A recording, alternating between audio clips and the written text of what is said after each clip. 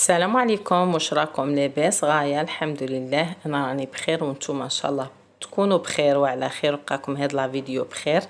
اليوم يعني روتين يعني متغير، ماشي كيما الروتينات اللي كنت نديرها معاكم. اليوم ني طبخ ني والو. اليوم رحت وين يبيعوا الورد، رحت باش نشري التراب. عندي الحبق في الدار، بغيت نقلو من داك البو اللي راني دايرته فيه صغير بزاف. رحت باش نشري التراب، قلت علاش لا ما نصور لكمش هكا ونبدل لكم الجو وتشوفوا. شوفوا الله يبارك لي فلوغ كيفاش دايرين، اشكال وانواع.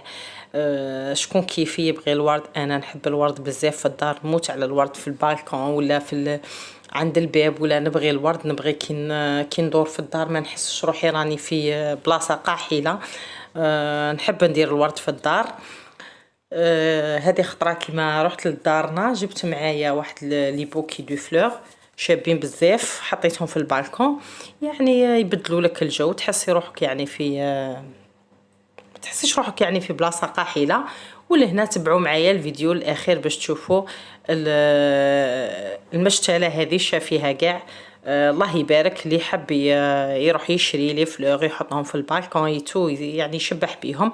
هنا تبعوا معايا الاخير.